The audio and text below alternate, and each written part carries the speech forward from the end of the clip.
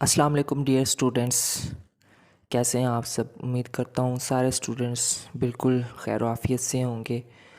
जैसे कि स्टूडेंट्स आप सब लोगों को पता है कि हम क्लासिकल मैकेनिक्स को स्टडी कर रहे हैं, जिसमें हम आपको क्लासिकल मैकेनिक्स के तमाम टॉपिक से रिलेटेड हैंड रिटन नोट्स बिल्कुल नीट एंड क्लीन फॉर्म में हम आपको प्रोवाइड कर रहे हैं वन बाय वन करके। आज के लेक्चर में हम डिस्कस करेंगे लैग्रेंजियन इक्वेशन को। लैग्रेंजियन इक्वेशन इस तरह समझ लें कि क्लासिकल मैकेनिक्स का जो वन ऑफ मेन टॉपिक्स है ना, मोस्ट इम्पॉर्टेंट टॉपिक्स हम जिसको कह सकते हैं एग्ज़ाम्स के पॉइंट ऑफ व्यू से, तो उन्हीं में से एक टॉपिक है लैग्रेंजियस इक्वेशन। तो इसको बड़े ही ध्यान से समझिएगा, बहुत ज़्यादा इंपॉर्टेंट क्वेश्चन है, मैं बार बार रिपीट कर रहा हूँ। और इसकी जो डेरिवेशन है वो थोड़ी सी कम्प्लेक्स भी है, यानी कि थोड़ी सी मुश्किल डेरिवेशन है, लेकिन अगर आप इसको हमने यहाँ पे इसको स्टेप वाइज सॉल्व किया हुआ है और उसकी कैलकुलेशन को अगर आप इजीली समझ सकते हैं ना, तो फिर आपको उसकी डेरिवेशन में किसी किस्म का मसला नहीं आएगा। तो उसको समझना है, वीडियो को स्किप नहीं करना बिल्कुल भी, थोड़ी थोड़ी करके नहीं देखनी, स्टेप वाइज बिल्कुल स्टार्ट से लेकर लास्ट तक देखना है इस वीडियो को, ताकि आपको डेरिवेशन की समझ आए, क्योंकि लैग्रेंजियन इक्वेशन में है सारी मैथमेटिकल डेरिवेशन। डायरेक्ट स्क्रीनशॉट्स लेने का भी कोई फ़ायदा नहीं है अगर आपको लिखे हुए की समझ ही ना है कि ये हमने डेरिवेशन की किस तरह से है। तो उसके लिए आप लोगों को ये जो कंप्लीट वीडियो ज़रूर वॉच कीजिएगा। स्टार्ट करते हैं। सबसे पहले बात करते हैं लैग्रेंजियन इक्वेशन की स्टेटमेंट के बारे में कि इसकी स्टेटमेंट क्या होती है।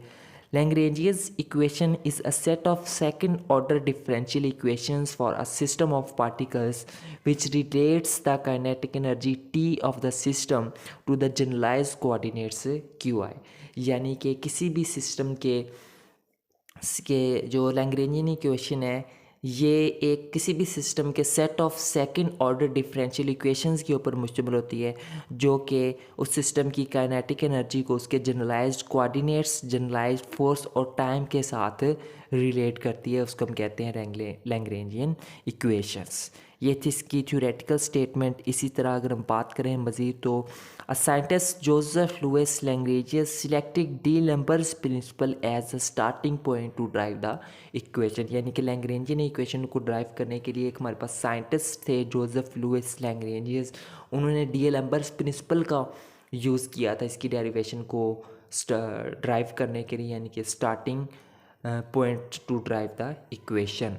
डी लैम्बर्ट्स प्रिंसिपल क्या होता है, ये हम लास्ट लेक्चर में हम डिस्कस कर चुके हैं बड़ी डिटेल में। तो इसको आप एमसीक्यूज़ के लिहाज से भी आप इसको याद रख सकते हैं कि जो लैग्रेंजियन इक्वेशन है, इसको डी लैम्बर्ट्स प्रिंसिपल के थ्रू किसने ड्राइव किया था? साइंटिस्ट जोसेफ लुइस लैग्रेंजियस ने इसको ड्राइव किया। तो लैग्रेंजियस के नाम से ही हम इसको लैग्रेंजियस इक्वेशन कहते हैं। ठीक है, तो इसको थोड़ा सा लिखा हुआ है यहाँ पे, इसको आप स्टडी कर लीजिएगा। अगर लैग्रेंजियन इक्वेशन की बात करें तो there are two types of Lagrangian equation, यानी कि दो टाइप्स होती हैं लैग्रेंजियन इक्वेशन की। एक होती है डायनामिकल सिस्टम के लिए लैग्रेंजियन इक्वेशन, एक होती है कंजर्वेटिव सिस्टम के लिए। ठीक है, तो सबसे पहले बात करते हैं डायनामिकल सिस्टम के लिए। Lagrangian equation for a dynamic system according to d'Alembert's principle. D'Alembert principle के मुताबिक हमें पता है कि ये डी एलम्बर्ट्स प्रिंसिपल होता है।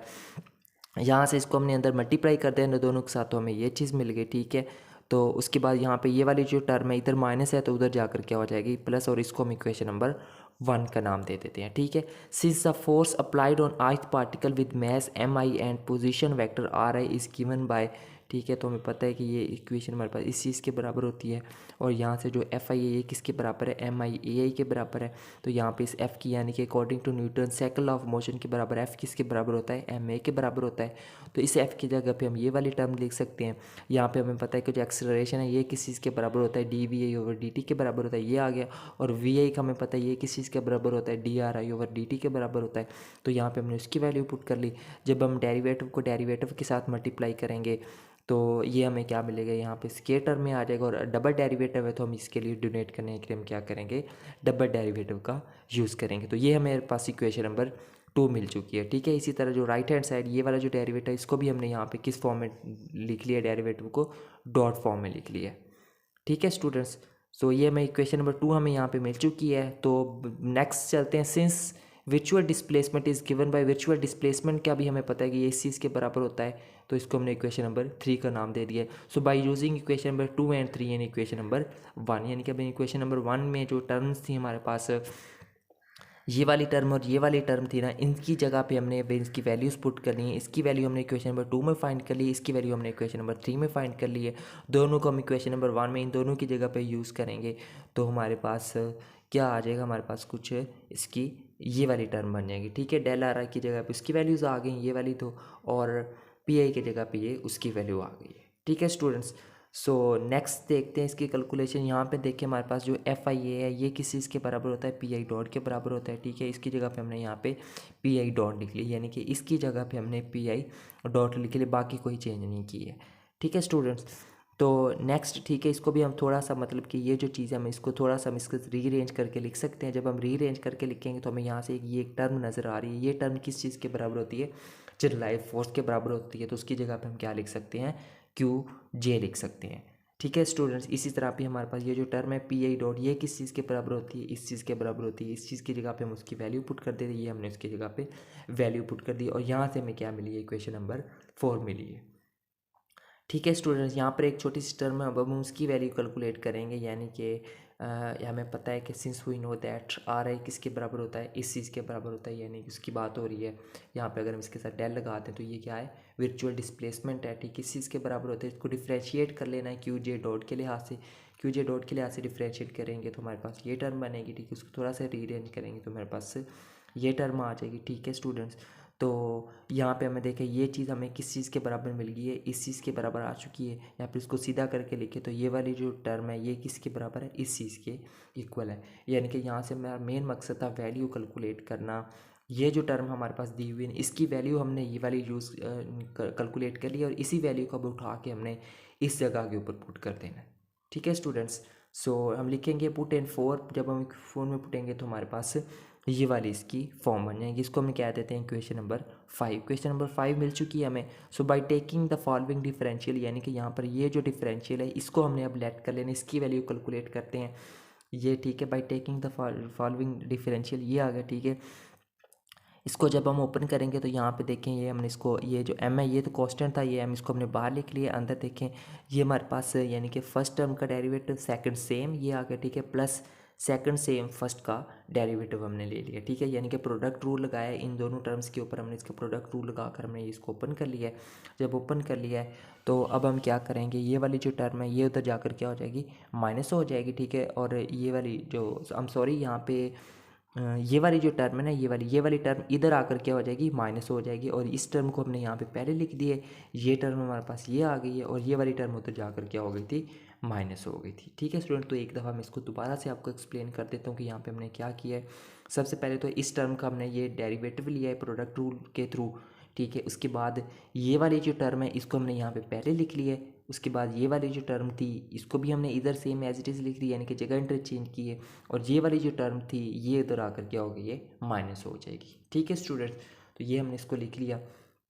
तो हमें यहाँ पे इस टर्म की हमें ये वाली वैल्यू मिल गई, इसको हमने इक्वेशन नंबर 5 के अंदर पुट कर देंगे।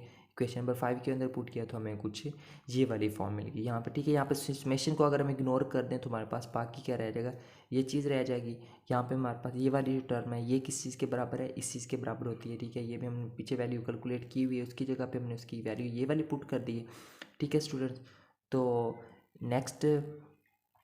नेक्स्ट यहाँ पे ठीक है, यहाँ पे हम 2 से डिवाइड कर देंगे दोनों साइड्स के ऊपर। यहाँ पे हमने यहाँ पे भी 2 से डिवाइड कर दिया, यहाँ पे भी हमने 2 से डिवाइड किया, बल्कि ऊपर से हम इसको डिवाइड करते हुए आ रहे हैं। तो यहाँ पे हमें पता है कि अब ये जो टर्म है ये चीज़ क्या है, हमारे पास काइनेटिक एनर्जी है, तो इसकी जगह पे हम क्या लिख सकते हैं, टी लिख सकते हैं। ठीक है, तो काइनेटिक एनर्जी है ना, तो काइनेटिक एनर्जी को हम टी से डोनेट करते हैं। और ठीक है, तो स्टूडेंट्स, तो अब यहाँ पे थोड़ा सा कन्फ्यूजन आपको हो रही होगी, मैं इसको एक्सप्लेन कर देता हूँ। ये वाली जो टर्म है ना, इन दोनों टर्म्स में से हमने इसको हमने कॉमन ले लिया है। ठीक है, और ये जो टर्म है हमारे पास इसकी जगह पे भी ये टी आ गया और इस टर्म की जगह पे भी ये टी आ गया। ठीक है स्टूडेंट, आई थिंक अब आपको कन्फ्यूजन क्लियर होगी। तो नेक्स्ट देखते हैं, हमारे पास ये हो गया। ठीक है, और नेक्स्ट अब ये वाली जो टर्म है जब इधर आकर माइनस हो जाएगी। ठीक है, और जब माइनस होगी तो इस टर्म को इन टर्म को हम कॉमन ले लेंगे, हमने कॉमन ले लिया और वो टर्म एक दूसरे के साथ हमारी, यानी कि ये वाली टर्म हमारे पास ये आ गई, ये वाली टर्म इस साइड पर आके माइनस होगी तो ये हमारे पास हमने उसको माइनस करके लिख लिया। और दरमियान से हमने जो डेल क्यू जे था दोनों के लिए, ये जो टर्म थी सॉरी ये वाली जो टर्म थी इसको हमने यहाँ पे कॉमन ले लिया। ठीक है स्टूडेंट्स, तो मोबाइल पर थोड़ा सा मैथमेटिकल कैलकुलेशंस को समझाना थोड़ा सा मुश्किल होता है, तो इसको आप भी थोड़ा एडजस्ट करिएगा, लेकिन उम्मीद करता हूँ कि स्टेप वाइज समझ आ रही होगी अभी तक। और मैं पता है कि ये जो चीज़ है ये कभी भी ज़ीरो के इक्वल नहीं होती, तो इसी से तो हम क्या लिख सकते हैं, इस तो हम क्या, इसका मतलब है हमारे पास जो बाकी टर्म है वो क्या आ जाएगी, हमारे पास ज़ीरो के इक्वल आ जाएगी। ये वाली टर्म उधर जाकर क्या हो जाएगी, प्लस हो जाएगी। ठीक है स्टूडेंट, तो या फिर इसको हम सीधा करके लिखे तो हमारे पास ये चीज़ आ जाएगी। ठीक है स्टूडेंट, इसको हम सीधा करके लिखेंगे तो ये हमारे पास कुछ इस फॉर्म में आ जाएगी, और यही हमारे पास लैग्रेंजियन इक्वेशन है फॉर डायनामिकल सिस्टम। तो ये हमने इसका मैथमेटिकल प्रूव हमने कर लिया है। इस इक्वेशन को आप लोगों ने याद रखना है। ठीक है, बहुत इंपॉर्टेंट इक्वेशन है। नेक्स्ट आने वाले जितने भी टॉपिक्स हैं ऑलमोस्ट हर टॉपिक के अंदर आपको ये लैग्रेंजियन इक्वेशन यूज़ होगी। और ये जो लैग्रेंजियन इक्वेशन है ये किसके लिए, फॉर अ डायनामिकल सिस्टम के लिए। This equation is called Lagrangian equation of a motion for a dynamical system where N is the number of degrees of freedom of a system. ठीक हो गया students. तो अब हम नेक्स्ट यहाँ पे ये मतलब कि ये बात कर रहा था, ये जो जे है ना, ये किस, इसकी वैल्यू क्या हो सकती है, 1 2 3 अप टू n। और ये किस चीज़ की वैल्यूज़ दी हुई है, ये डिग्री ऑफ सिस्टम फ्रीडम की दी हुई है सिस्टम की जो है। सो सेकंड टाइप की अगर हम बात करें तो वो थी Lagrangian equation for a conservative system. तो कंजर्वेटिव सिस्टम के लिए क्या है, since in the conservative system that generalised force Q J will be negative gradient of some scalar potential. Scalar potential का नेगेटिव ग्रेडियंट होती है कंजर्वेटिव सिस्टम के लिए जनरलाइज्ड फोर्स। तो यहाँ पे ये जो हमारे पास ये चीज़ यानी कि जो डेल है इसकी हमें वैल्यू को पता है, ये चीज़ होती है, इसकी जगह पे हमने इसकी वैल्यू पुट कर ली है। ठीक है सर, और यहाँ से हमें क्या मिल गई, इक्वेशन नंबर 2 हमें, सॉरी इक्वेशन नंबर 1 हमें मिल गई है। ठीक है, so since Lagrangian equation for a dynamical system के लिए हमने अभी अभी एक लैग्रेंजियन इक्वेशन ड्राइव की थी, वो हमें पता है कि इस चीज़ के बराबर होती है, इसको हमने इक्वेशन नंबर 2 का नाम दे दिया। ठीक है, बाई कंपेयरिंग 1 एंड 2, ठीक है, इन दोनों इक्वेशन को हम कंपेयर करेंगे तो ये वाली साइड हमें किस चीज़ के हम इक्वल लिख सकते हैं, इस चीज़ के इक्वल लिख सकते हैं, तो हमें ये चीज़ मिल गई। ठीक है स्टूडेंट्स, सो उसके बाद देखते हैं, तो यहाँ पे देखिए इसको हमने सीधा करके लिख लिया, यानी कि ये वाले जो माइनस टर्म है इधर आकर क्या हो जाएगी, प्लस हो जाएगी, तो ये प्लस हो गई, उसको हमने सीधा करके लिख लिया है। ठीक है, तो ये हो गया। अब देखिए इन दोनों टर्म्स में से हम कौन सी चीज़ को कॉमन ले सकते हैं, इस चीज़ को हम कॉन्स्टेंट ले सकते हैं, यानी कि पार्शियल ओवर पार्शियल क्यू जे को हम लिख सकते हैं। ये माइनस टी था तो उसको हमने बाद में लिया, ये प्लस वी था तो उसको हमने पहले लिख लिया है। ठीक है, और ये वाली जो टर्म है ये वैसे सेम एज इट इज़ आ जाएगी, और हमें पता है कि v माइनस टी जो है वो, या फिर t माइनस वी, ये किस चीज़ के बराबर होता है, हमारे पास l के बराबर होता है। ठीक है, तो जैसे यहाँ पर ये चीज़ अगर इसको हम सीधा करके लिखना चाहें तो यहाँ से माइनस क्या नाम है इसका, partial T over partial Q J किस चीज़ के बराबर होता है, इस चीज़ के बराबर होता है। ठीक है, तो इसका मतलब इसको हम क्या लिख सकते हैं, ये वाली टर्म, यानी कि इस टर्म की जगह पे हम क्या लिख सकते हैं, ये वाली टर्म हम लिख सकते हैं। तो ये हमने लिख लिया, और हमें पता है कि जो t माइनस वी है ये किसके बराबर होता है, l के बराबर होता है। और l क्या है हमारे पास, पोटेंशियल, सॉरी जो है वो कंजर्वेटिव सिस्टम के लिए हम इसको यूज़ करते हैं। और यहाँ पे इसकी जगह पे भी क्या आ जाएगा, l आ जाएगा, और इसकी जगह पे भी क्या आ जाएगा, l आ जाएगा। ठीक है स्टूडेंट, तो ये हमें एक सेकंड इक्वेशन मिल गई, ये लैग्रेंजियन इक्वेशन, ये आगे हमारे पास Lagrangian equation for a conservative system. So ये होती है हमारे पास Lagrangian equation. This equation is called the Lagrangian equation for a conservative system where n is the number of degree of freedom of a system. तो ये थी हमारे पास स्टूडेंट्स लैग्रेंजियन इक्वेशन। काफ़ी इंपॉर्टेंट क्वेश्चन है ये एग्ज़ाम्स के point of view से। दो तरह की लैग्रेंजियन इक्वेशन होती है हमारे पास, एक होती है डायनामिकल सिस्टम के लिए और एक होती है कंजर्वेटिव सिस्टम के लिए। तो इसका भी आप स्क्रीनशॉट्स ले सकते हैं तमाम पेजेस के, और इसको आप हैंड रिटन बाई हैंड आप इसको इजीली नोट भी कर सकते हैं। सो मिलते हैं नेक्स्ट लेक्चर में, तब तक के लिए टेक केयर एंड अल्लाह हाफिज़।